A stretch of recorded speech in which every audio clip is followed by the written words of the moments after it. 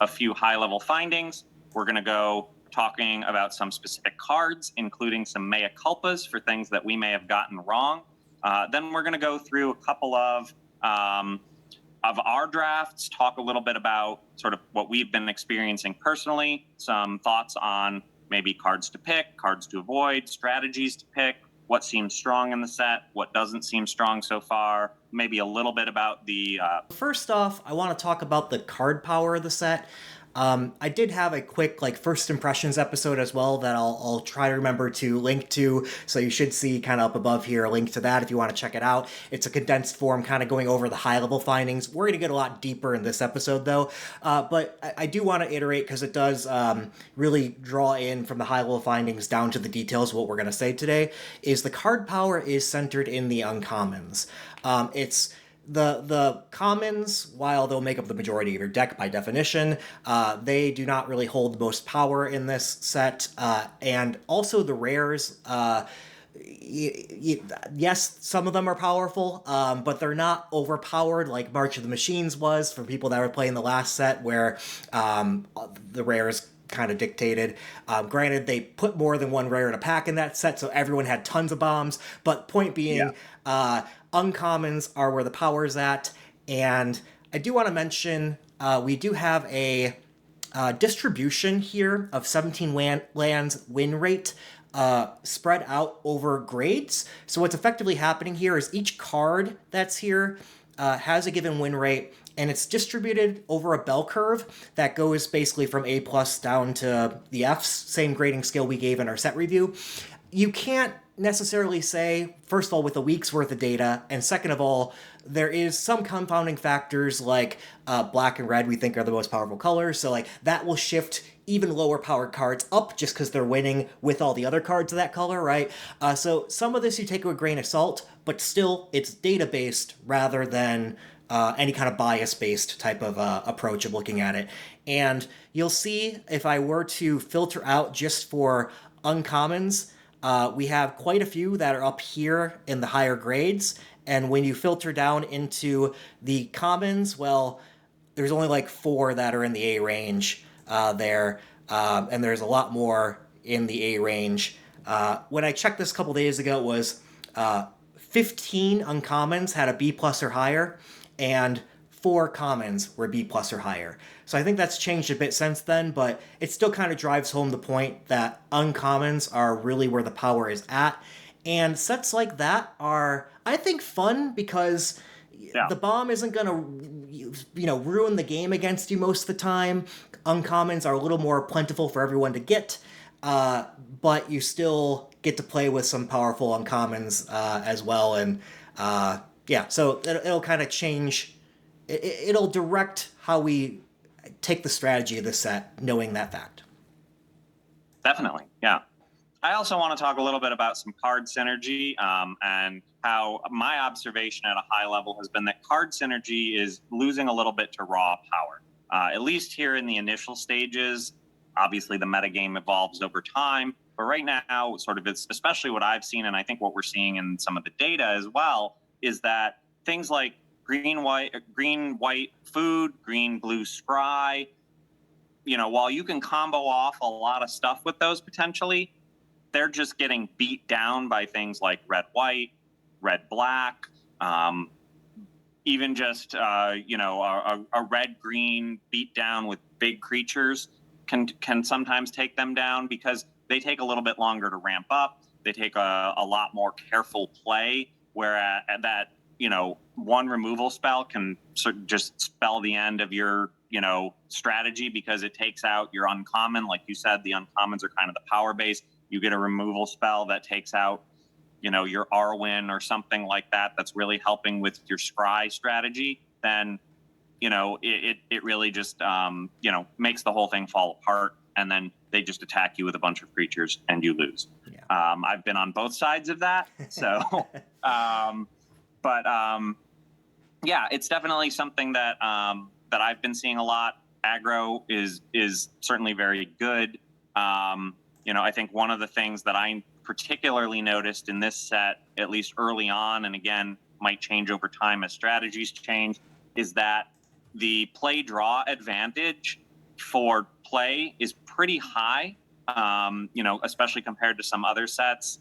It's still early, but the 17 lands data that I think you just pulled up here, it shows that, the Lord of the Rings set is pretty far along that x-axis, which is showing the play advantage from, a base of maybe 50% all the way up through about 55%. It's certainly not at the far end of that distribution, but if you look at it in comparison to a lot of other sets, it's pretty high up there. It's also pretty low on the y-axis, which is showing average number of turns per game, ranging from about 8 to about maybe 11-ish on this scale, I think.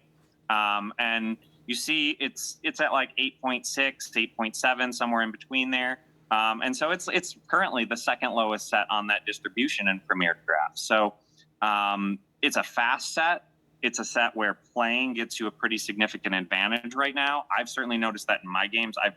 I've been on the draw in about 60% of my games, I think, so far, which, will average out over time. But I certainly feel it. And my win rate is much higher with play than it is with draw. So, yeah, I think that compares well with Phyrexia All Be One, which is one of its closest neighbors in sets. That was just 2 sets ago, and a lot of people were complaining about how fast that set was. Like, basically, if you didn't have a turn 2 play, you lost. I agree. I feel somewhat similarly of this set. I will say I kind of have felt it's a little bit more medium speed, but I think the data is showing me a little bit that it's shifted more towards aggro. And the medium might just be me remembering a couple sets ago how fast that was. Sure, it's medium compared to that. Yeah, but it's still fast overall compared to, I think, a lot of previous sets. So I also tend to be my personal prep. I like aggro, whereas I think a lot of people like control and rather slowing strategies. I will mention this on speed, though. I do think that it might be a little bit biased to the metagame currently. To your point on the green-blue and the green-white food, which takes some time to set up. Black-red, as we'll see, there's a ton of power in those colors, and those are aggro colors. And I think what's happening is it's open for a lot of people. They're getting it, and you're basically either going to face like a not that deck or a deck that's that. And I do think the speed of the set as people draft black and red more highly will slow down a bit as that lane won't be as open. So, this is averages, so I don't expect it to come up, a ton, but I think it will slow down a little bit over time. Yeah, no, I think you're probably right on that. Certainly as people kind of figure out the way to stop the aggro and maybe prioritize things that stop that as well, it will also potentially shift people a little bit away from aggro. I will say, though, I am surprised that a set that features things like food tokens, right, where, you would think of food tokens as this is something that's going to prolong a game because it's significant life gain. It's accessible in a lot of different colors, and so it's one of those things that I'm actually rather interested in because I would have thought that this might, when we were looking at the set initially, I was like, well, this is probably not going to be a super fast set. And it's turning out that, at least initially, that doesn't seem to be right. So. Well, I think that kind of goes to your point on the win rate of the food strategy. They don't have time to cash those in. Sure, yeah. So they're not going long because they're dying.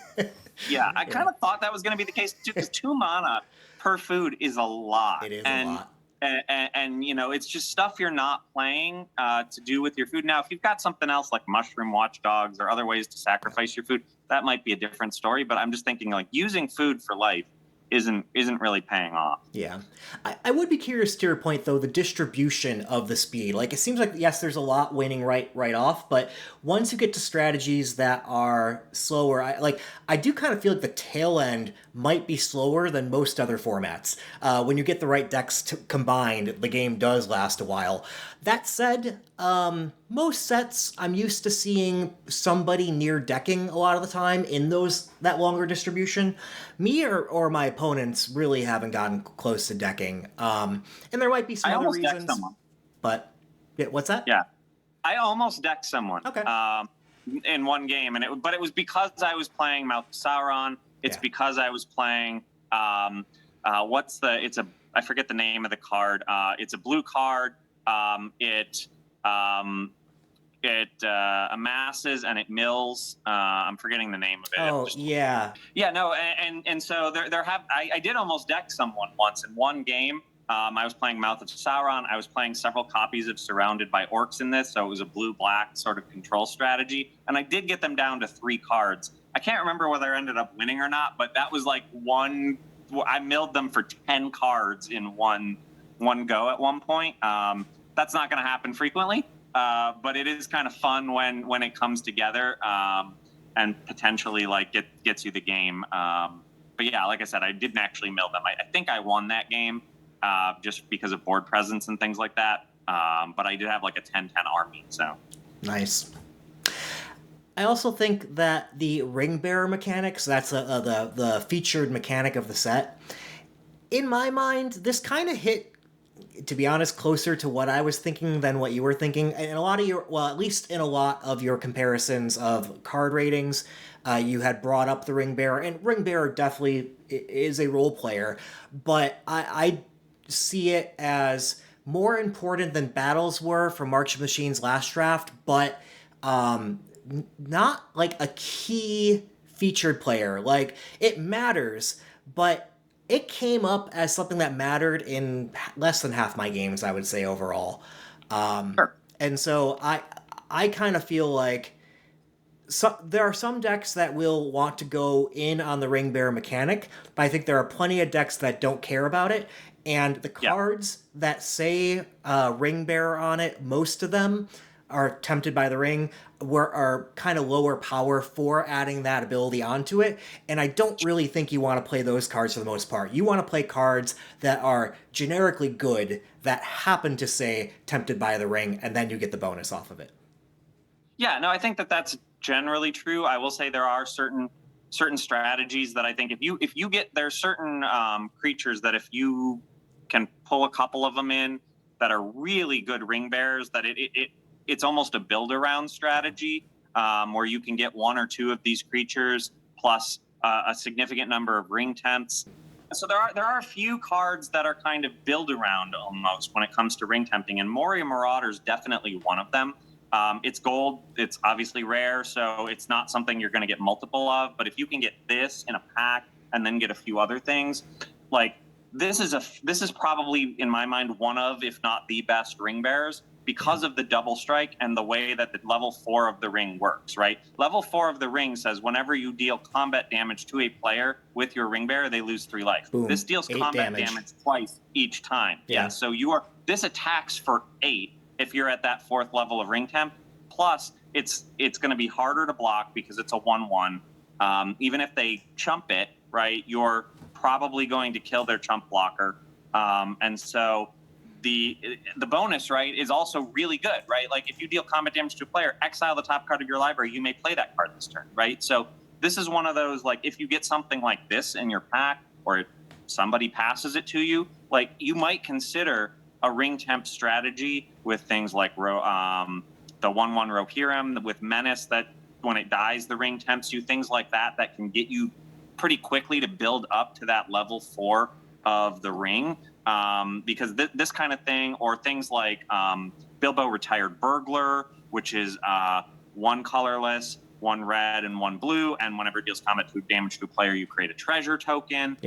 Things like that, they're really good ring bearers, and so I can definitely see that, but it is more, I think, of a build around than it is a rely on it every game type strategy. Yeah, that makes a lot of sense. Another thing that I think we're seeing a lot of is the land cyclers, right? Both the creature based land cyclers and some of the non-creature land based cyclers like Lorien Reveal. They're becoming very staple commons. Because they allow you to cut a few lands potentially, depending on how many of them you have in your deck. Each one of them maybe doesn't replace a land 1/1. Maybe it's more like 1/2. Personally, my go-to is the first one can always replace a land almost, and then past that, I'll usually only replace a land for every 2 that I might have. But they help prevent you from flooding out while still giving you options for land early if you need it.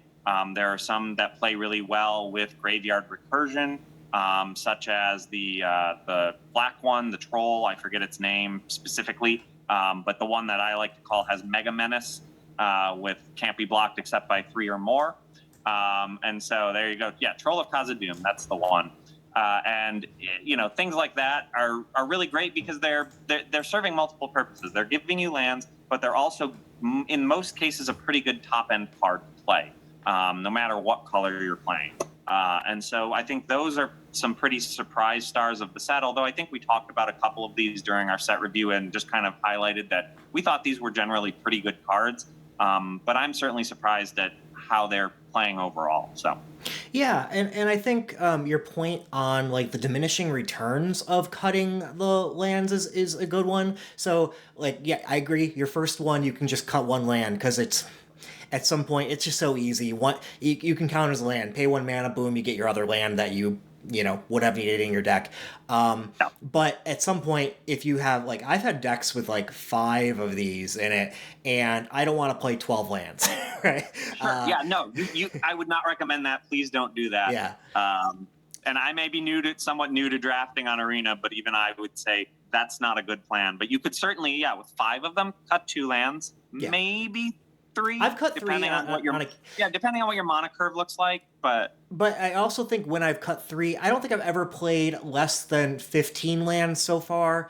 But when I say I still, in my mind, cut 3 because I had a top-heavy deck that required 18 lands, right? So So yeah, and I think when you do that, you can also consider how much card draw you have.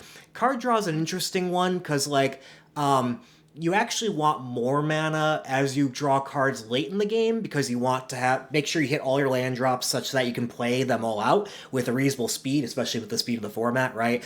But there are some cards like Border or Muster that has 1 black, draw a card, you lose a life, amass 1. And that is cheap card draw in a way that helps you kind of get to your other lands. And I think those ones can help you cut lands. So for example, in that 15 land deck, I think I had like 3 of those actually. And it helped smooth out all the draws. Definitely, yeah. And there's a fair number of mana rocks and mana dorks. The mana dorks mostly being in green, although there's Pelargir Survivor in blue, right, that can be used, for instance, in sorceries. The mana rocks like Inherited Envelope, not a particularly great card, but it can help.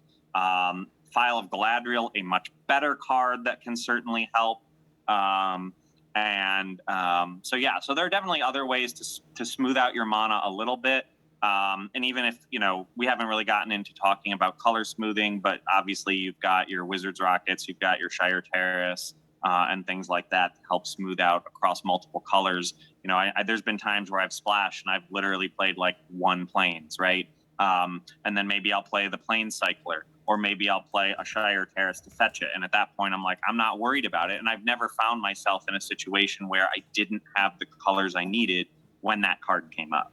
Yeah, it might be worth talking about real quickly. Shire Terrace is interesting. So I came in, I think, like, decently high on this, not overly, like, it's not, like, a top pick or anything. But I do think that this card and the one that you can tap it for 1 and tap for casting legendaries. Like, I do think that helps. Great Hall of the Citadel. Yeah, right. Those 2, not the one that mills you for playing, because that requires too much setup, I think. But the other one that can play legendaries of any mana color, those 2 help you splash some of these uncommons that are legendary. Yes. And I think they play pretty well like that. However, it's interesting. Evolving Wilds, people would oftentimes include in a 2-color deck, and that makes sense. Help smooth out getting the colors you want, even of your 2-color decks. Shire Terrace, I'm not so sure you want to be playing this in a 2-color deck. No, I really wouldn't, right? Unless you're like very heavy in 1 color, like you're almost mono black, but you've got 2 blue spells or something, or like a blue legendary or something, then I might consider it, right? But yeah, no, I wouldn't, just because of that. You have to pay 1, right? It's not as useful overall. So yeah, but it is good, right? And it is good when you're doing 3 colors. It is good when you're splashing for a color, because it basically lets you cut another land, or not have to play 2 planes or 2 islands or whatever you might otherwise have to do. And it's useful in other circumstances to find a double black or a double whatever color you might need to cast a spell. So yeah, I think it has its places, and I do like Great Hall of the Citadel as well. I've definitely played that. I think a couple of times I've played 2 of those when I was splashing, maybe for a legendary in a 3rd color on a deck. But yeah, no, it's very useful for that specific purpose. And at common, you see them all the time. So. Right. Wizard's Rocket's an interesting one. I think I've only played this in one deck, and it's when I really needed. I think it was my like lone 4-color deck that I was trying out, like a green based all colors type of thing.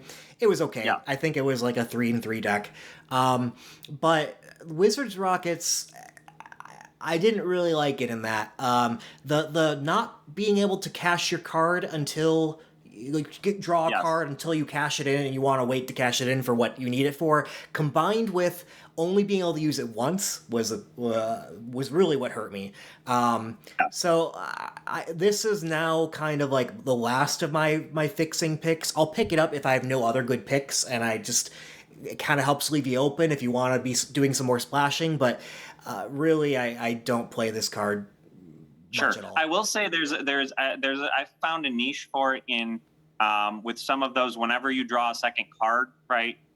Situations where, like, because you can force it, and it's a good force that also potentially fixes your mana. And in those types of situations, I think it has a little bit more value. But yeah, I agree. So with all this, I think we want to kind of go over a bit of an adjustment to bread. For those of you that haven't heard of bread before, that's an acronym in drafting of the order you should be picking cards, kind of how to navigate a draft. And it stands for bombs, removal, evasion, aggro, defense. And so you should kind of pick your bombs first, surprise, surprise, followed by removal, followed by evasion, and then aggro and defense after that. And I think we can kind of talk about some of the splashable bombs here. Yeah, for sure. So most of these are, as Jeremy said earlier, the real power of the set often lies with the uncommons here. So a lot of these are at uncommons. So, first up, we have Fear Fire Foes, which is a great sort of adjustable bomb that allows you to sort of clear the board when you need. You can, kind of target it, to however much. It's great for clearing out like small armies of 1/1s. If you've got somebody playing humans or something like that, and they've got 4 or 5 1/1s across the board, you can just completely wipe someone's board with this. So yeah, this is definitely, I would say, a pretty high powered bomb. I've seen it played in both red black and red white. Less so in red white, I think, than in red black, because the red white you tend to have a lot of humans yourself, and then. Well, wait. This only hits the opponent. Yeah, this only hits opponent. Yeah. So yes, it's actually very good in red white as well. So Fear Fire Foes, I think this is going to be the top winning rate uncommon in the set, long term. Yeah, you may be right. Yeah, it's a bold point, and I only give myself 50-50 on being right on that. But this is so far, I think, the most impressive uncommon to me. Yeah, it very well could be. There's another one, though, that I think might come up quick with it, and I do think Aemir of the Riddermark is up there. As a 5/4 for 5, it's often the creature with the greatest power among creatures on the battlefield, right? And getting a 1/1 every turn that you attack with it is just great, right? It allows you to attack, puts your opponent on the defensive in an aggro format.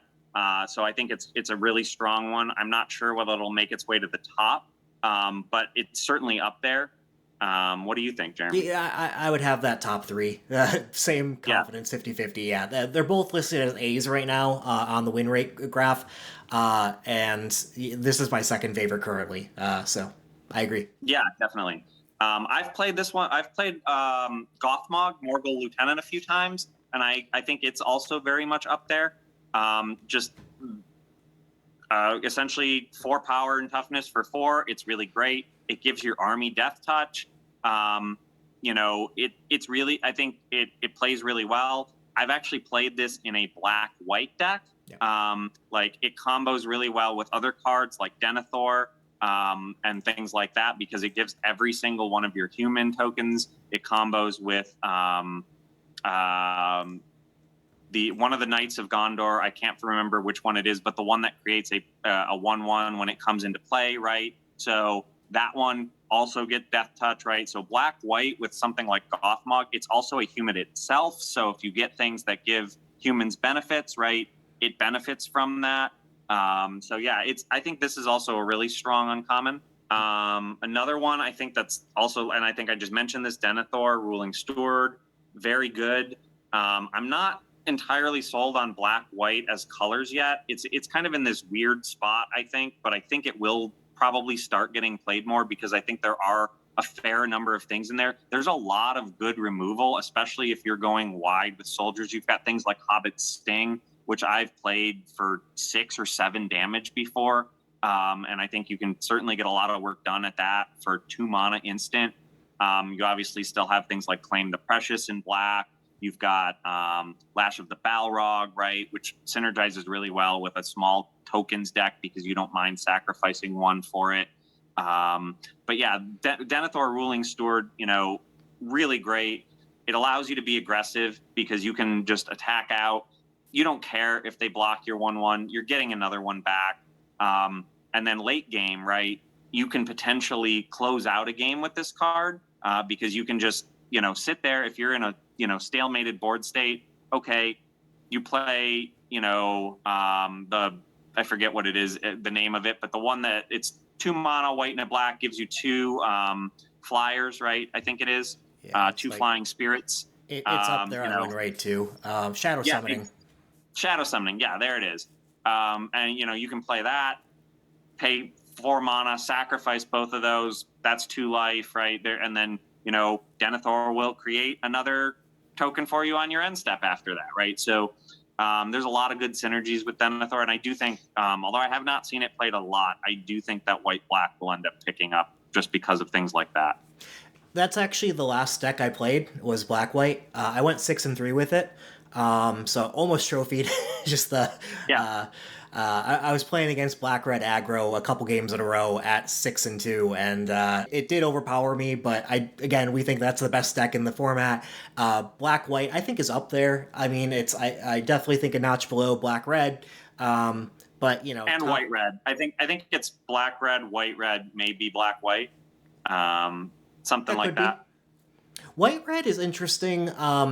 It's fast. I've played it. I've liked it, but I've played it twice. Once I played it without any top end, and I ran out of steam a lot. It was probably my worst win rate, I think, deck. You need something like Aemir. And I had those, and that was the best top end, but I only had like one of those, or I didn't have a lot of top end. When I splashed black in one, and I got a little more, like I got the trolls and things like that, and I had a little more top end, and then it was fine. Like it both went fast and finished. So yeah, definitely. Yeah, it can run out of steam. You need things like Aemir. You need things like the red, the Oliphant, right? Oliphant is good in that. Yep. I'm not sure. I actually don't like the white land cycler as much because it's not as good. The eagle. Yeah. Flying's always good, but it's like a 3/3, I think, and it's just not particularly powerful. I like it. Yeah. I like it less than the other ones, like almost all of them. I think later on in this episode we'll go over the win rate of those different ones, but yeah, we will. So. Also up, up there, right, in terms of the splashable bombs are some of the sagas. Book of Marzabal, very good saga. The amasses orcs 1, amasses orcs 2 gives your entire army +1/+0 in menace, right? That thing, if it hits the board, that's great. I would put that pretty high up there. The Bath Song, also pretty good, although it does require a little bit more mana, a little bit more time. It's going to give you some of that card advantage when you're running out, and I think we'll talk about that one as well. But yeah, they're also, there are some bombs that are not necessarily up there that I would expect might get up there a little bit later. Things like Rise of the Witch King. I think it's a really good bomb, but it's not up there in the stats right now. But I think as people kind of get to learn to play it a little bit better, it'll become a little bit more useful to folks. Also, like Gandalf, Friend of the Shire, I've played this card a couple of times actually, and I've actually struggled with it too. But I do think it has a lot of potential. This is one of those ones where you would want to maybe build around a little bit with some more ring temps. The times that I've played it in a deck, I don't think I had enough ring temps. This one that really benefits things like Birthday Escape. Right, Birthday Escape plays incredibly well with this because you can do it now on an opponent's turn. You get the ring temp, you draw the card, and then you choose something and you draw a second card. Right, it makes playing 5 copies of Birthday Escape an incredibly good idea if you've got one or more Gandalfs in your deck. So yeah, I mean, there are some that I think as the meta evolves a little bit and people kind of begin to understand these, we might see some really interesting strategies come up. Yeah, I think both the last cards, Rise the Witch King, Gandalf, even the White Saga, Tale of Tenuvial, I found all 3 of those to be quite powerful, and I think the reason that they're so low in the stats right now is because people are not playing them with the right pairings. Gandalf, to your point with the ring temps, I'm starting to see YouTubers like streaming that and showing that, and I think people are going to switch over to realize, oh yeah, I need to pick up the Birthday Escape with this. Play 5 copies of Birthday Escape and 2 Gandalfs, and you'll probably win a lot of games because you're going to just be drawing so many cards for very cheap amounts of mana. Yep. And with that, I also think the land cyclers for the other 2, the Tale of Tenuvial and Rise of the Witch King, and that's the next piece of our bread here. So it's not... so we're interspersing between bonds and removal. The staying open is useful in draft almost all the time. There are some formats where you can force a particular color pair. I guess in some ways you people may be trying to force red, black, and maybe it works as the meta kind of shifts over that way. I don't think the forcing it will work as much. I even don't think forcing it is right. There are some times where if the person to your right is drafting black-red, it's highly unlikely your best deck is going to be black-red as well. So rather than forcing, I will draft with preferences, they call it, where I will lean into the black and red cards first. So if I have a black bomb or a red bomb, we'll actually go over one of my drafts where I pick the Balrog, black and red first, as an item, and then try to kind of stay open from there to figure out, okay, I'm going to be black or red, but I can splash one of those for the Balrog, and I can be red white, black white. I could be whatever as long as I'm one of those 2 colors, and that leaves me open to a lot more archetypes than just black red, right? And I think part of what can keep you open for a while longer till you see your open lane is picking these land cyclers pretty highly, because if you picked splashable bombs early in the uncommons or rares for that matter, but you can pick land cyclers next and almost always play them. So yes, you'll usually want to be in the colors. So I picked the black and the red land cyclers first type of thing. But yeah, so I want to kind of cover a few of those. So we talked earlier about Troll of Cosmic Doom, the Mega Menace land cycler. He has a 59.7% win rate, which is quite high. The typical average on 17 lands data tends to be about 55% or so, because the people who have downloaded 17 lands are better players than the average, right? So it's not 50%. So set a baseline of 55, and 59.7 is quite high. Next up, Oliphant, the red one. That has a 57.6% win rate, so that's still quite high, a couple percentage points above the average. Yeah, and I think some of that a little bit though is that you're seeing with those two especially is just the prevalence of black and red, right? Those are going to be high win rate cards because black red is a high win rate deck right now. But yeah, definitely. I mean, they are also, I think, and when we did our set review, I think I said I thought they were the two strongest. Yeah. Just as on their own, right?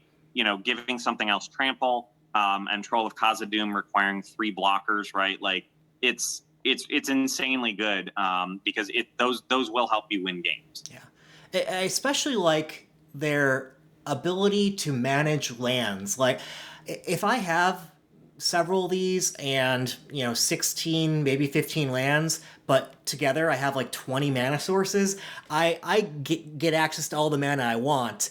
And I'm my first go-to for these cards is to land cycle them. If I find an opportunity, like, sure, if I already have a ton of lands in my hand, I will save it, obviously. Yeah.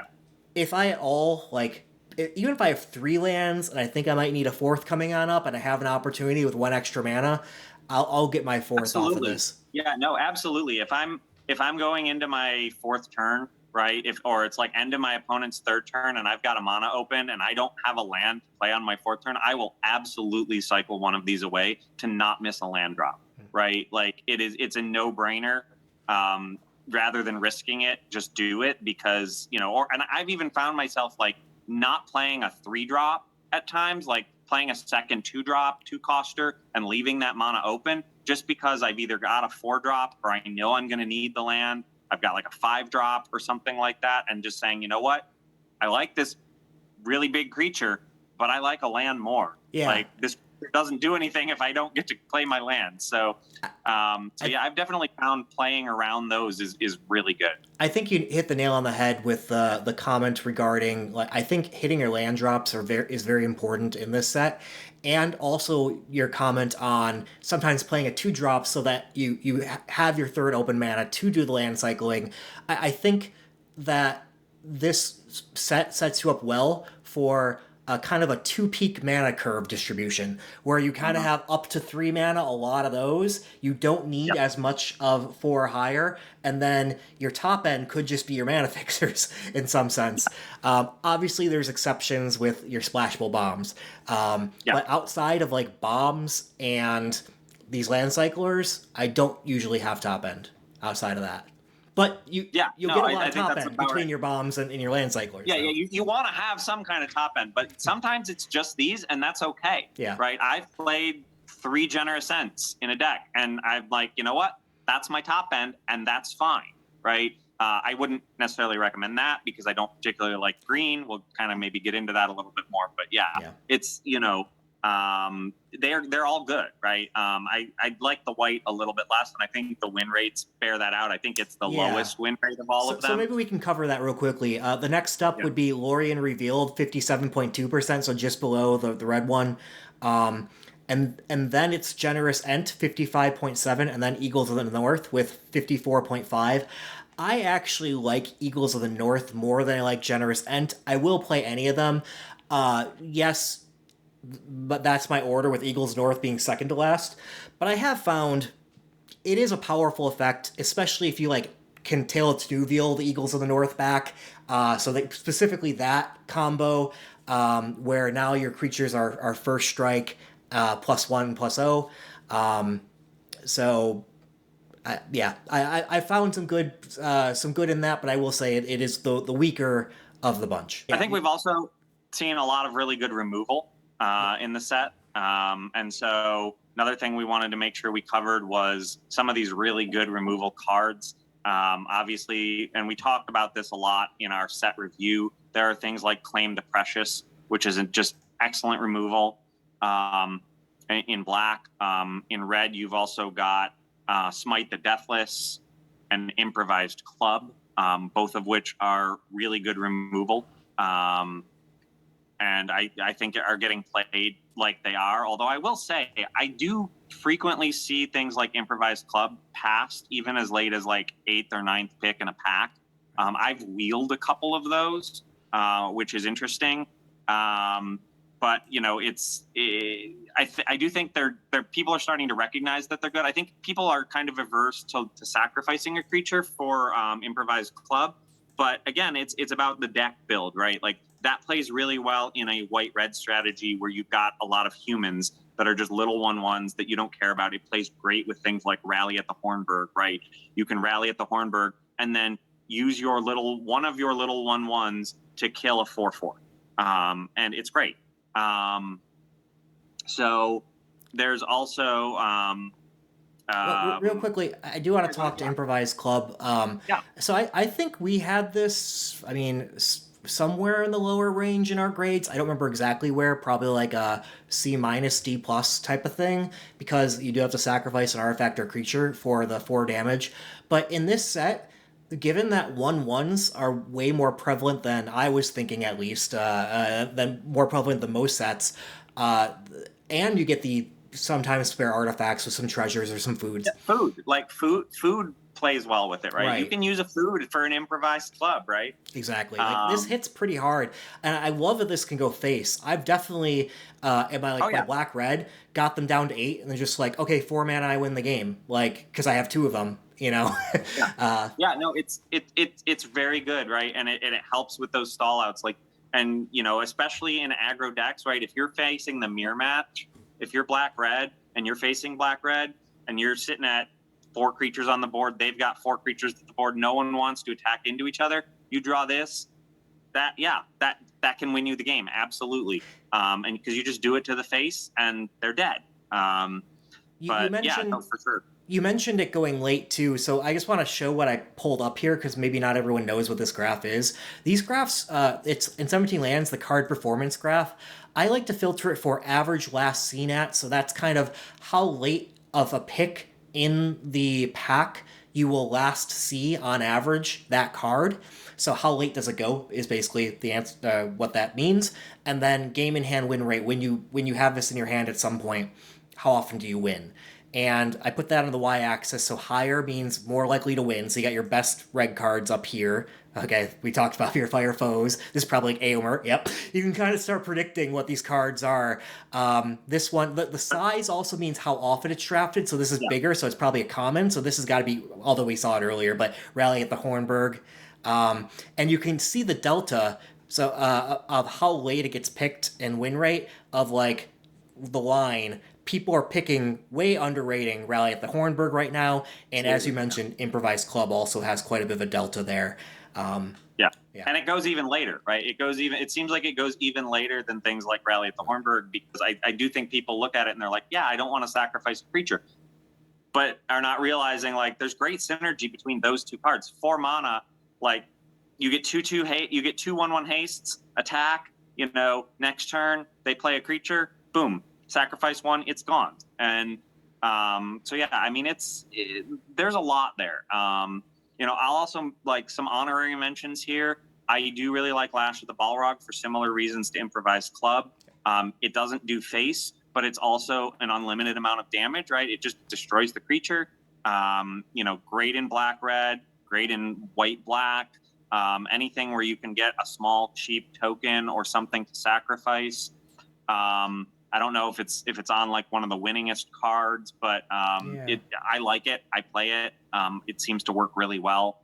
I'll also mention honorary mention Hobbit Sting. I think we talked about this one a little bit before. 2 mana, instant speed. If you're gonna go wide, this is a fantastic removal spell. I mean, you can do it with food, you can do it with creatures, but just the ability to take someone's creature out, for 2 mana at instant speed, and people don't always expect that one, but I've definitely done it for like 6 or 7 damage before, and it's pretty devastating.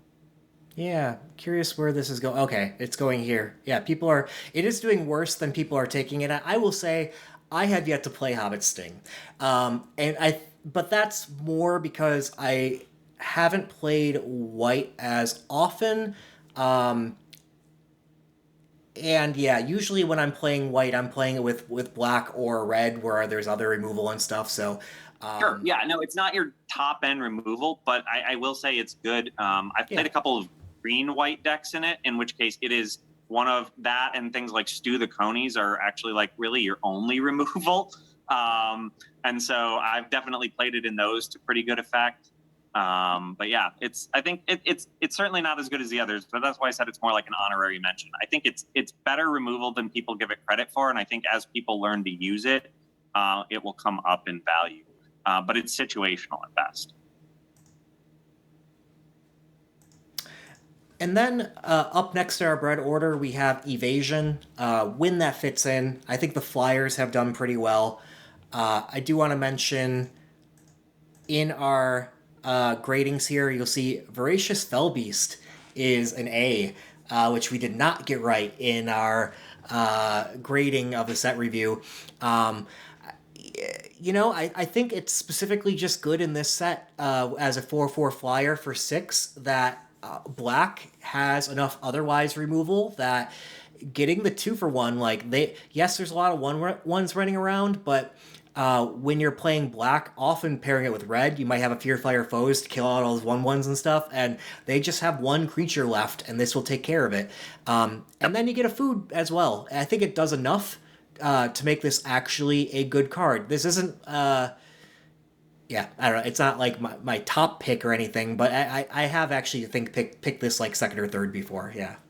Yeah, no, it's very good. Yeah, and we definitely owe an apology on that one, and a few others that I think we'll get to down the line. But yeah, it's good, and it absolutely deserves to be drafted higher. I've had it used against me, and I've lost games to it. Candidly, I was not expecting it, and it came up, and yeah, all of a sudden I'm down. They've got a 4/4 flyer, and I'm losing the game. So next up, we also have Aggression. Right. I think as we've kind of talked about a lot, so we don't need to repeat a lot. Black, red, aggro does very well. I think there's a lot of good cards that give you 2-for-1s that really help with that board presence. One of which we've talked about a lot, Rally at the Hornburg, very good card. 2/1/1s that you can then use for other purposes like sacking to improvise club or, pumping later on potentially. But also other cards like Dunlin Crabane, very good. Again, 2-for-1. The Dunlin Crabane kind of fits in with that evasion as well, like you just talked about, Jeremy. And it in and of itself is a good ring bearer, right? A 1/1 flyer. It's already got evasion. It's going to be hard to block because most other flyers are larger than it. And so it's going to do really well if you get it to be a ring bearer and can do things like loot with it. But other kind of, decent things. We've talked about Gothmog. Gothmog's also kind of a 2-for-1 and fits into that aggro strategy because he gives you an army. He also, does pretty good in terms of giving your army death touch and any other tokens you might have death touch. So I think that, a lot of these 2-for-1 cards are turning out to be really, really good in terms of their ability to generate good aggression for you. Yeah, especially even like the amass cards are especially good for aggression because all of your amass cards effectively have haste. Usually, when a creature is already out there. So playing, one of these like the Dunlin Crabane on turn 3, if you already have like say a 1/1 out on turn 2 or something, yeah, you effectively get your 2/2 with haste. So yeah, I think that's part of what makes the black-red in particular good with aggro. Definitely, yeah, for sure. And lastly, in our bread order, after aggro, I think card draw plays a role. While you do bash face a lot on the early game, sometimes the game comes down to attrition. Are you drawing more cards than your opponent, seeing more opportunities? I do think you want to have some of that in your deck. It can be in a lot of different ways, such as the Bath Song would be a good example of that. It's better than I made it out to be in the set review. I still don't think it's like an A or anything like that, but yeah, I never said it was an A, but I did like it early on. I was like, this is going to be pretty good. It's going to help you when you've drawn, played out, and get you a bunch of cards. So I underrated the chapter 3. The extra 2 mana you get to play everything out helps you catch up with all the cards that you drew, and even the shuffle all the cards back on in. You can shuffle a lot of your good cards on in, and it doesn't stack your deck, but kind of stacks your deck. Yeah, it replenishes. That's it's that and it's sort of true to your to the name, right? It gets you nice and squeaky clean, right? It basically resets the game for you, makes you brand good as new. You're ready to start your day again. While your opponent may have one card in hand or none in hand, and they're just kind of sitting there hoping to top deck. And we already talked about Lorien Revealed, but I also think that Nasty End in black is also quite a good one for card draw as well. Especially if you can get some ring temps where black, in this case, doesn't really care about the other chapters. It's the legendary piece, and sacrifice your legendary whatever 1/1 that you made or whatever to get 3 cards out of it. I've had quite a bit of fun drawing cards with black with Nasty End. Oh yeah, no, for sure. I'll highlight one specific case, right? If you get to that 3rd level of ring temp, where whenever your creature is blocked, the opponent has to sacrifice the blocker at end of combat, you don't even have to deal damage. You attack with your ring bearer, you get it blocked, you nasty end it, you get 3 cards, your opponent still loses their blocker, even though you've dealt no damage, right? So there's obviously that's you have to set that up a lot in advance, but that can be a really good later game strategy, right? If you've gotten 3 ring temps and you've got your 1/2 or 1/3 ring bearer or something like that, and you just let your opponent block it and get your 3 cards, refresh your hand. They're not going to usually have that kind of card draw. So or even if you don't get their blocker out of it, right? Like you can block with your ring bearer and use it defensively to not take a bunch of damage to something that doesn't have trample and still get 3 cards, right? So I think that it's I don't know that it's quite as good as I originally thought it was, but it is in my mind very good card advantage for black. And I do think it's going to come up a little bit. I think it's, what is it, at a C right now? Yeah, on that. But I think it deserves to come up a little bit, but maybe not too much.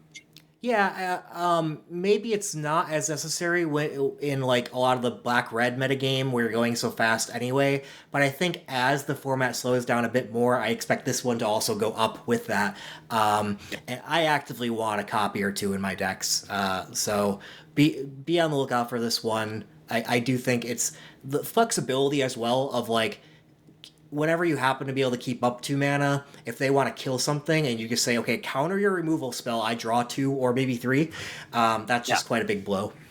That's true too, right? Like, just keeping it open for when they use a Claim the Precious on one of your big legendaries or something like that. It's great, right? They've just wasted 3 mana. You're using 2. You're drawing 3 cards. So yeah, there's definitely a lot of uses, I think, for it, and people I think will find even more over time. So. All right. I think we have a couple more cards that we want to mention for notable win rate cards. Some of which we owe an apology on. One of us or both of us may owe apologies on. So. Yeah, up first, I think we're going to make this session, we call each other out, have some fun back and forth on cards. So up first, we have Torment of Golem. Last I checked, A- range within the... So this card, I will say, I still would not rate this as an A-. I think this is a little bit of the shift of just black is doing well. But it is powerful to get your 2/2 haster presence and pick off a non-land card from your opponent's hand. It's pretty crushing. Yeah, no, I definitely owe a bit of an apology on that one because I didn't like that card originally. But it's, I think it is proving to be very good, right? So it definitely, it's good late game, right? When you've already got a small army because it makes it bigger. And it's good to, it's actually I actually like this as a turn 4 play because a lot of the really, really good high end cards are 5 cost. Yeah. So if you can like I have at times tapped out all 4 lands to play this on turn 4, look at my opponent's hand and be like, yeah, that thing you were going to play next turn, you're not doing that anymore. Yeah. Right. Plus my 2/2 army is now a 4/4. Yeah. Right. So, it's good in that respect, and I do think it's going to see even more use over time. Yeah, it's a bit of card advantage that tacks on to board presence, so it kind of covers our bread, like modifications that we kind of talked about. But I will say this: I'm not picking this like an A minus, and I do think it's Oh wrong no, to. no, yeah, Yeah. no. This is still somewhat late in my pick orders, and I think I've only actually cast one. Even though I like the card, I still actually believe a little bit more in that double peak distribution where you don't want to play too many fours, more than I am ready to pick up this card. Don't get me wrong, if it's still a card I'm actively seeing in packs and taking where I can, but I am taking my Claim the Precious, Dunlin Crebain, all those other cards over this. Absolutely, yeah, 100%.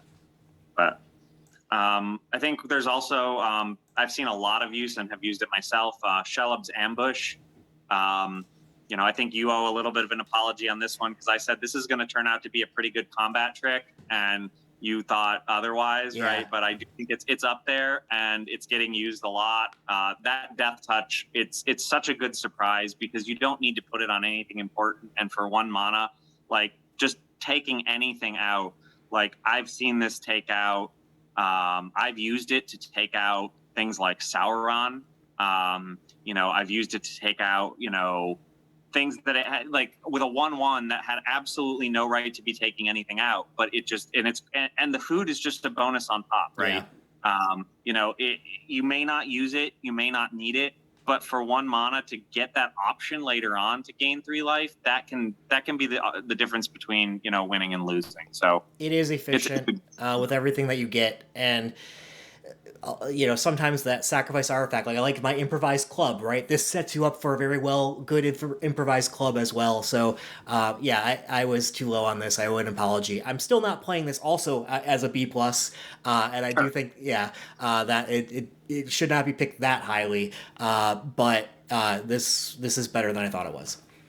Yeah, I will say one thing I am now acutely aware of when my opponents are playing black, when I'm attacking, I want to make sure if they just have 1 black mana open, I am assuming they are holding a Shelob's Ambush. Yeah. Or the -2/-2 target creature gets -2/-2. That one as well. It's uncommon. The Golem exactly. Something or Golem's. It's got to be up there. Golem's Bite.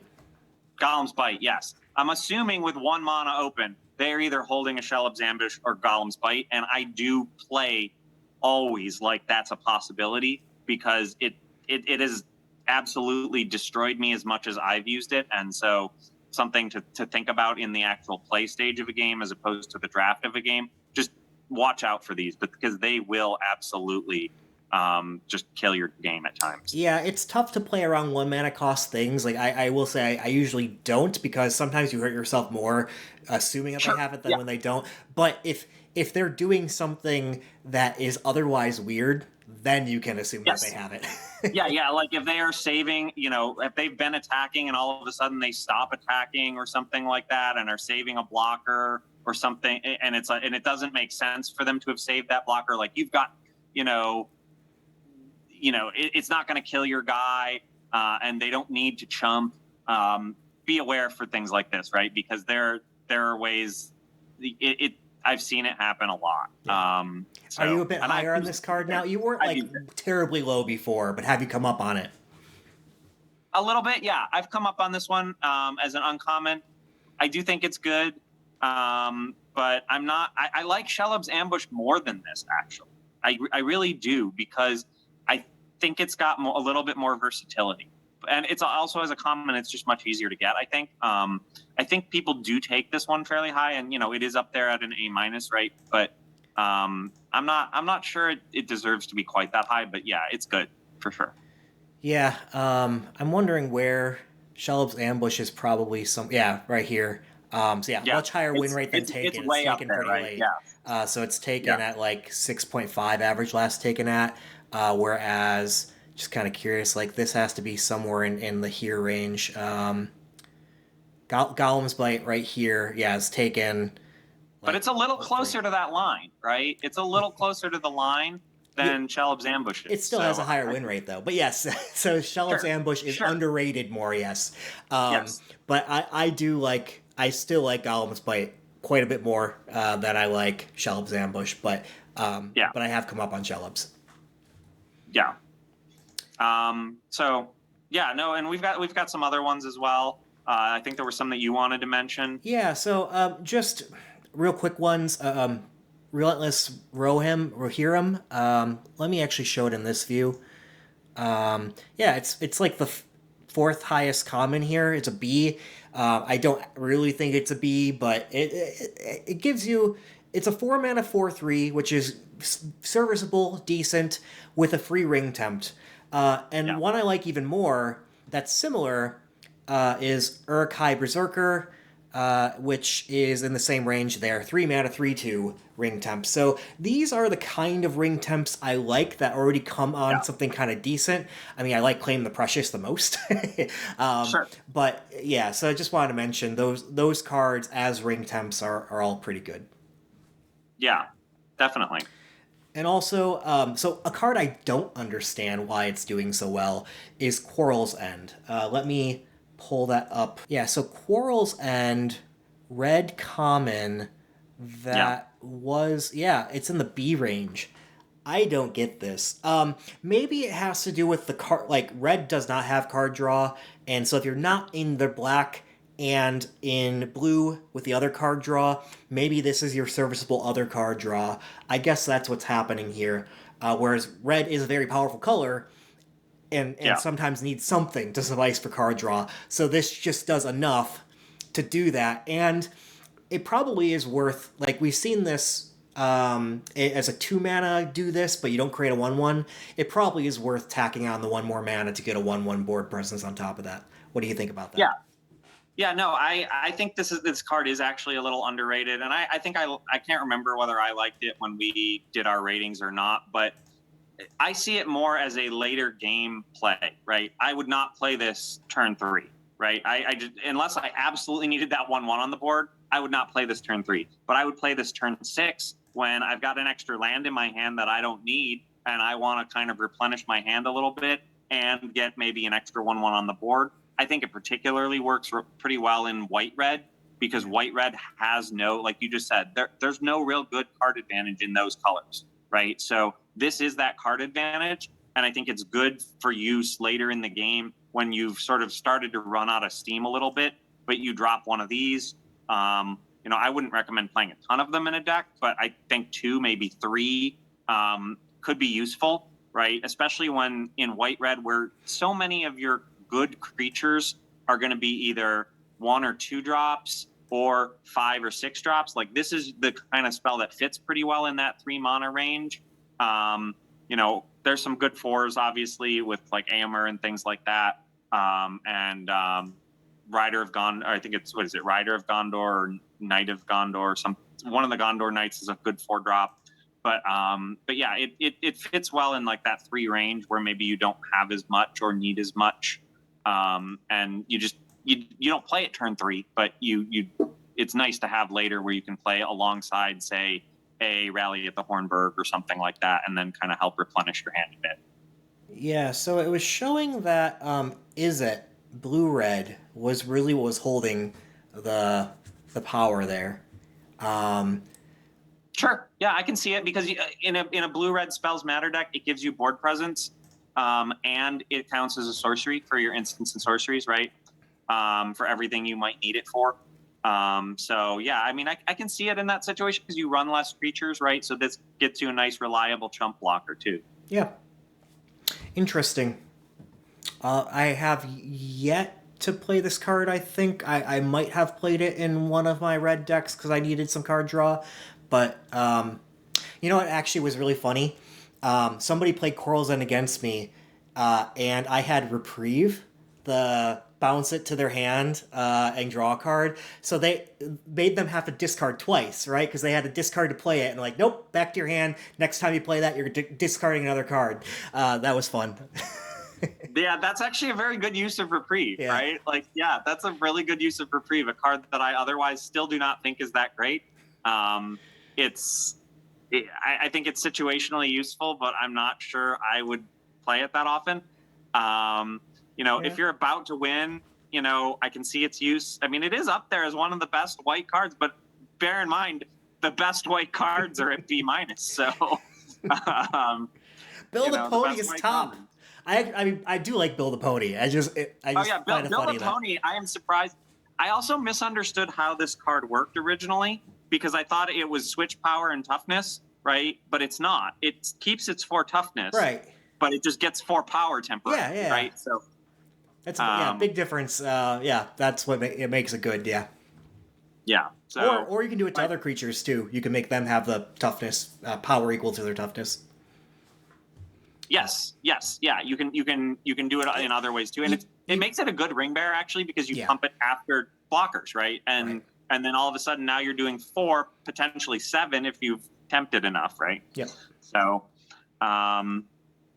yeah, I think there's some uncommons too, but I think we actually mostly got a lot of these uncommons right. You mentioned Voracious Fellbeast, right? We definitely Owen already gave an apology on that one.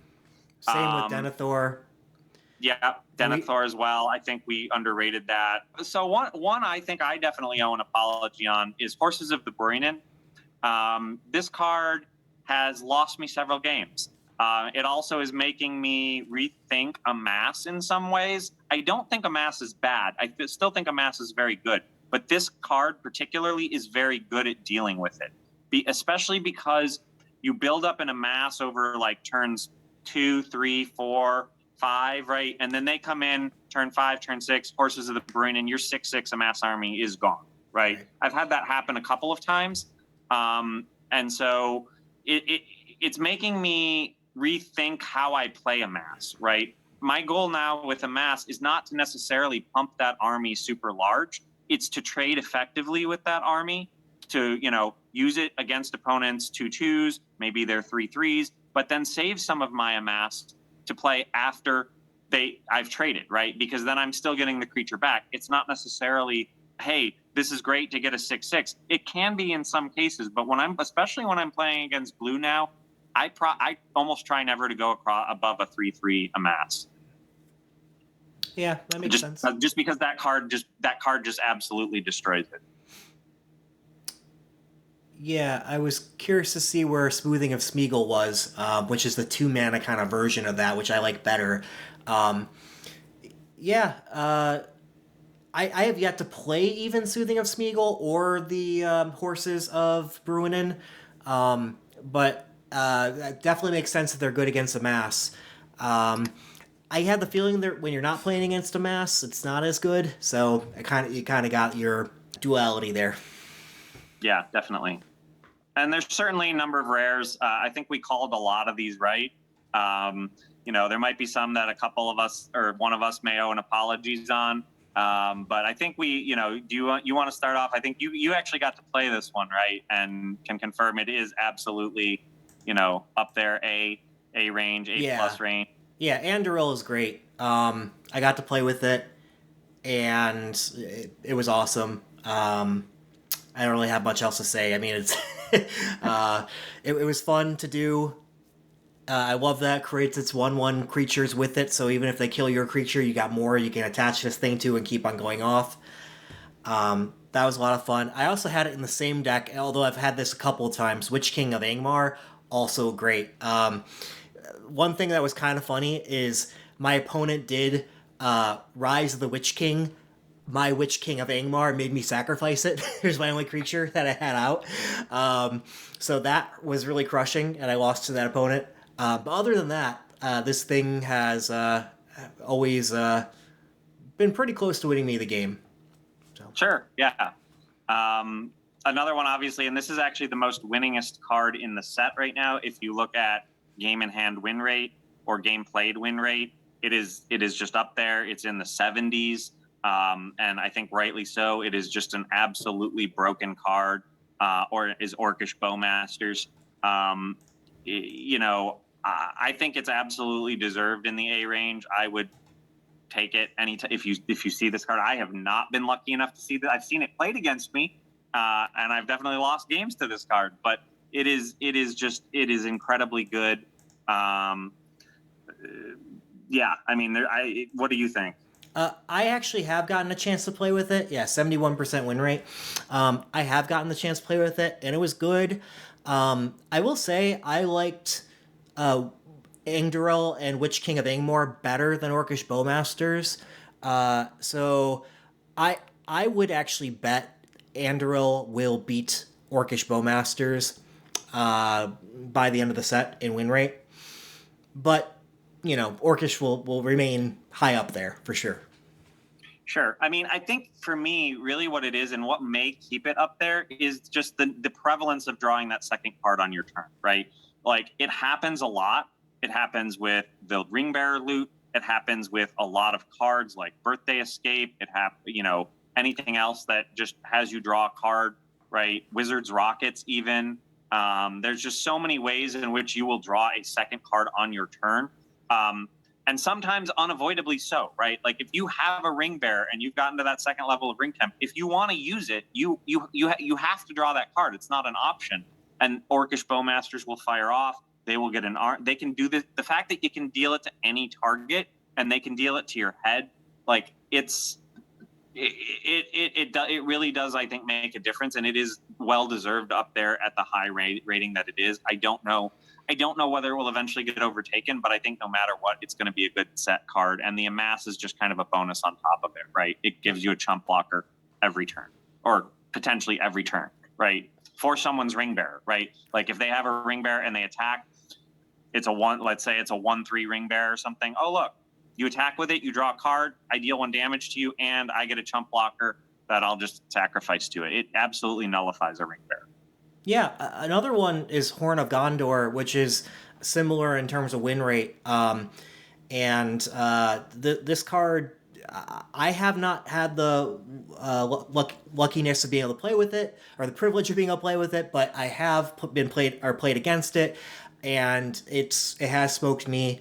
I have beaten it once, but I've lost to it, I think, twice now. And the exponential growth of those 1/1s, it just makes a lot of 1/1s fast if you're playing against any humans. You need Fear Fire foes. Yeah. Let them get 21/1s and they're all gone. And that one's only a few cards down. I mean, it's a significant 5% drop in win rate, but it's still really high up.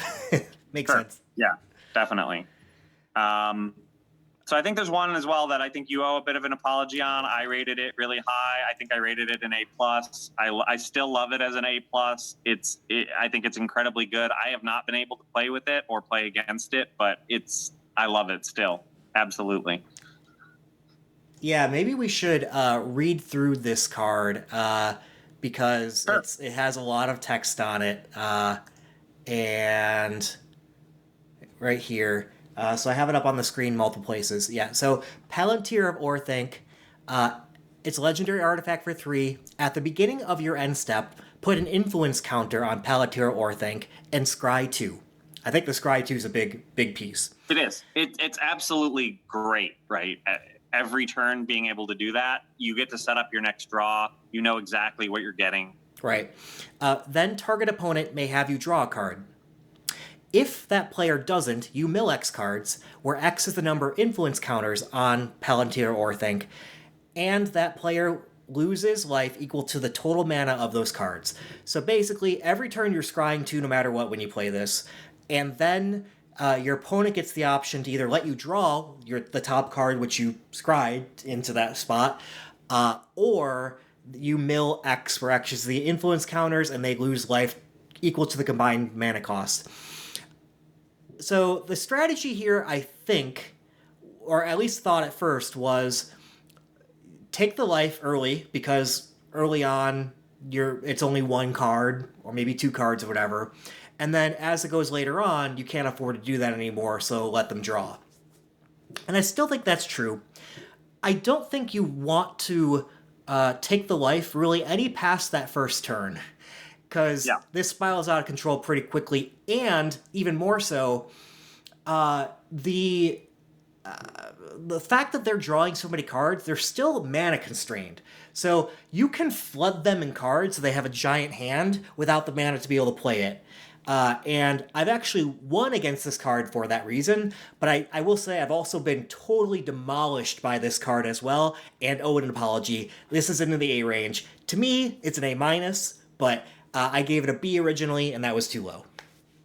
Yeah, no, I mean, and I do think if you're playing this, and I have not played it yet, but I've thought about it. If you're playing this card,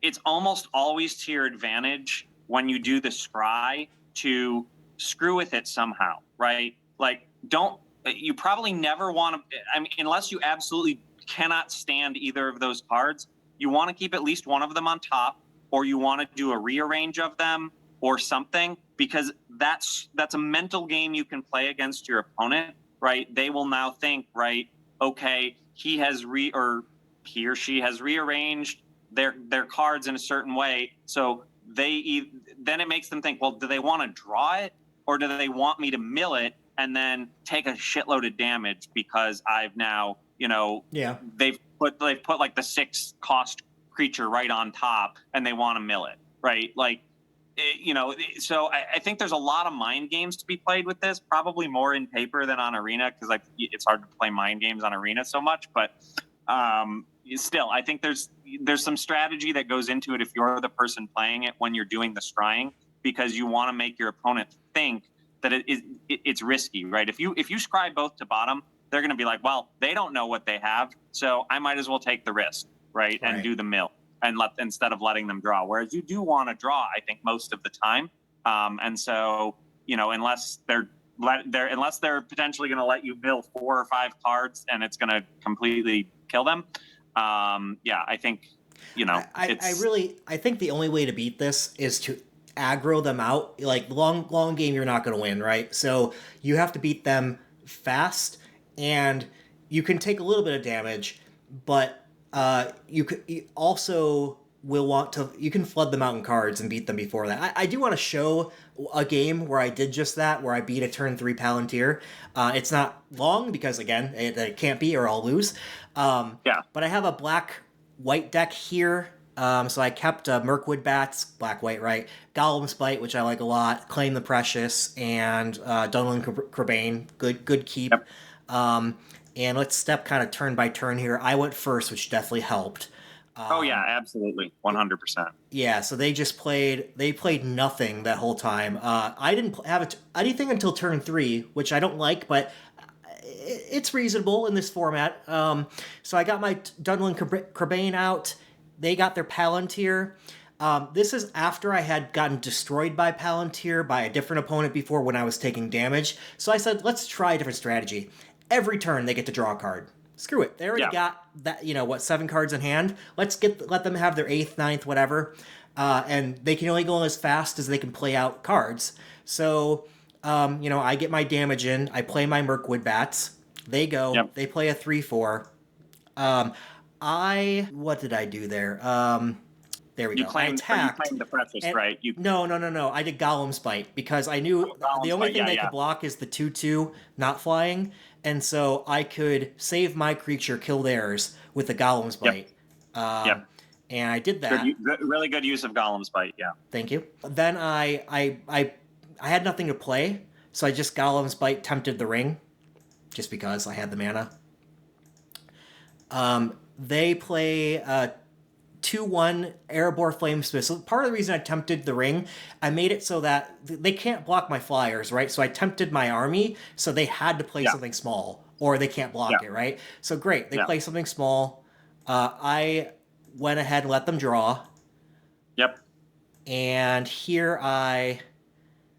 Voracious Fellbeast, so they kill their one thing. Yep. I'm getting it again. That was a good top deck on your part, though, right? No, I had Voracious Fellbeast, I think. Oh, did you? Okay, got it. Okay. Yeah, for a little bit. I had that. Oh, okay. Yeah. What did I top deck? I top decked Nasty End. Oh, Nasty End. Okay. It's like either that or the Plains.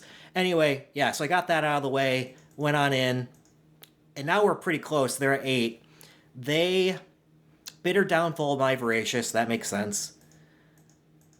Yep, you let him draw. Yep.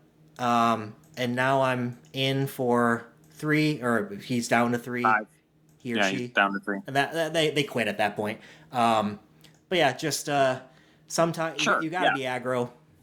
Yeah, and I do think they kind of probably were probably suffering a bit from a bad draw initially, right? But yeah, they were drawing 2 cards a turn, right? So it didn't look like they missed their land drops. But yeah, you were able to get aggressive and in their face, and yeah, definitely, I think it worked. You also had the option, right, of the sacrificing your ring bearer, right, to draw 3 cards, right? Or forgetting Nasty the card End. name. Yep. Nasty End. Yeah, there it is. And so you had the option of doing that. If you needed to get a little bit more card advantage at some point, that's a good option, right? So yeah, no, I think that was the right call for sure.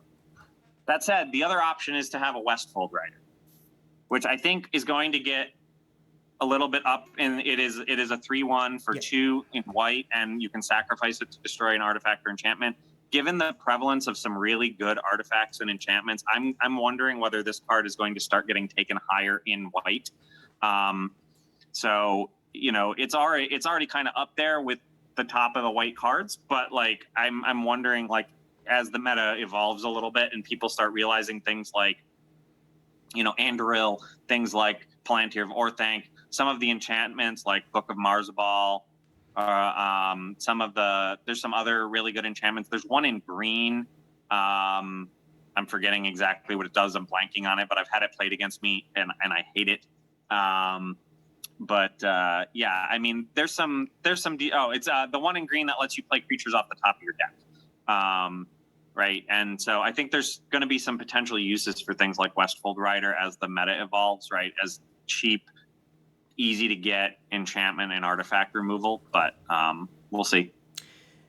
Yeah, the one thing I worry, like, you're right, and I think that's true about Westfold Rider, but Fear Fire Foes destroys it completely too. So like all those 1 mana. Oh sure, yeah. Or one toughness creatures. You need to be careful about it, right? Yeah. But I think it will turn out okay, right? Yep. And I think it will be a little bit more prevalent going, as we get further into the meta. Yeah, so I think we can go over a sample draft. Maybe we'll even just do one sample draft here, and then I'll make a separate episode because we're going quite long. To cover. Oh yeah. No, I think I was gonna actually say, we could just turn the sample drafts into like a second episode. Right. But let's go through yours first, because though you wanted to talk about this one particularly. Yeah, I think it'll be quick. So I want to talk about this draft because I think it shows well the how to navigate a Lord of the Rings draft with our like revised bread type of approach. This is the one I mentioned earlier where I first picked the Balrog.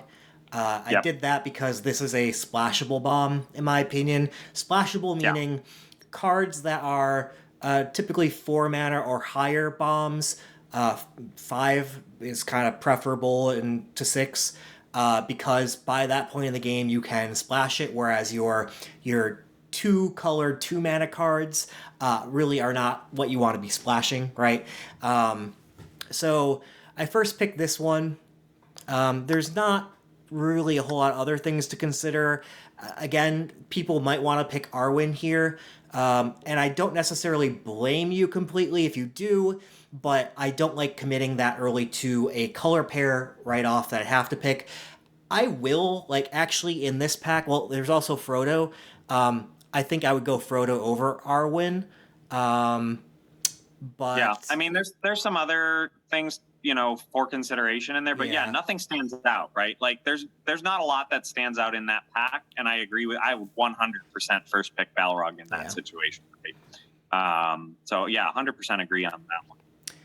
I like second picking Fear Fire Foes. I mean, there's some other good cards in here, but nothing that absolutely. comes close. Yeah, no, I mean, there's a Smite the Deathless in there. I could totally see that going. Mirkwood Bats maybe, but yeah, no, absolutely. Fear Fire Foes, great second pick there. Yeah, I like Goblin Fire Leaper a decent amount, and Saruman's Trickery actually is really highly graded in terms of win rate as well, which has kind of surprised me, but I kind of see it with the whole adding an extra mana, getting the Amass Orcs one, getting a 1/1 out of it, follows that pattern of cards that surprised us. So yeah, definitely. It gives you board presence in a spells matter type situation. Right. Yeah. So those two were straightforward. Now you can kind of have your question. So Denethor could be an option, but I just picked my red card that I liked a lot, so not Yeah. really Denethor, and it's easier to splash Shadowfax. And this starting to Yep. get to be a little bit of a sign that red white might be open, which I'm perfectly fine doing red white splash black. So I picked that up over. Again, not a whole lot of other power there. Yeah, I might have taken the war, the 3/4 menace gets +1/+0 for if you have an orc. Oh yeah, I've never played that. It's not bad. Actually, I have played it once. I think it's pretty good. 4/4 menace for 4 is good. I mean even a 3/4 menace for 4 is good, but it's better obviously if you have a few goblins, or an army, right? Because you get that 4/4 bonus. But yeah, I mean it's yeah, I totally agree with your picking Shadowfax. It's a great card in that situation. Yeah. Then Lost to Legend. I think this is quite a good removal spell. I think it's even better than I had given it in our set review. And I mean your other choices there are like Breaking the Fellowship. Not the best removal. It's not bad. I do like it in certain situations. It can certainly take out something, but yeah, I mean it's reliant on your opponent having more creatures, right? So, yeah. Protector of Gondor wouldn't be bad either. Protector of Gondor's good there, definitely. But I opted for the removal. Shire Sheriff came on up next over not a whole lot of other stuff. Again, I like trying to pick my yes, the higher mana cost first because it's splashable, but then as I get into Signals of Colors, then filling in my lower range because I want to have a high number of low mana cost things. The knight's pretty good too, in that situation. If that's the one I think it is, I can't tell from the photo. The one right above your cursor. The human soldier. Yeah.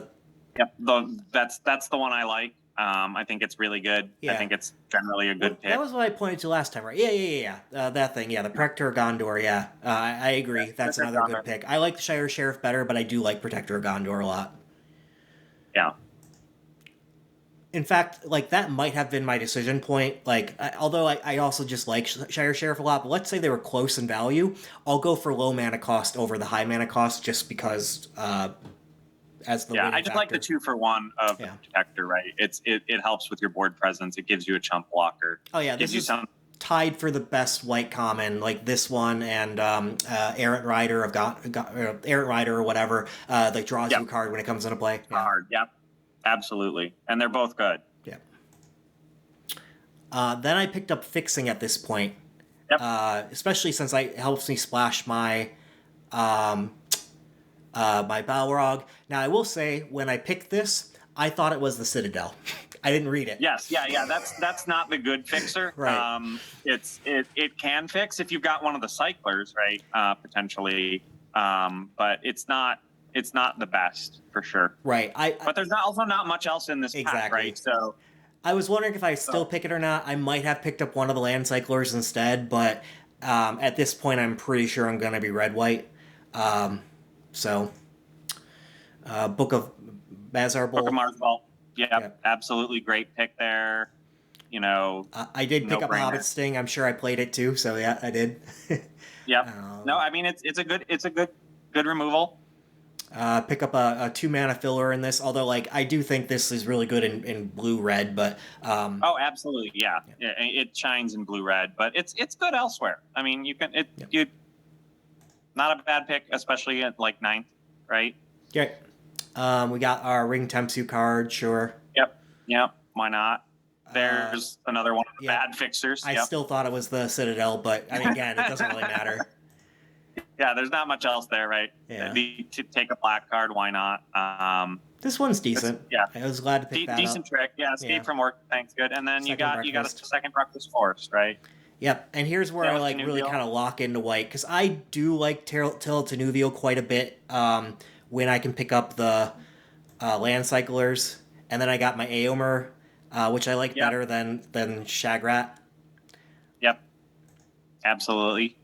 Picking up my Trolls to help with my splashing and for my Tale of Tenuvial. Yep. There is also an Oliphant, but I do like the Troll better and I wanted to help with that fixing. Picked all that. I mean, again, Lobelia is not a really splashable type card. Nope. Yeah. No. The 2 black is not gonna Right. work. Now I get my Protector Gondor, like we were talking Yep. about.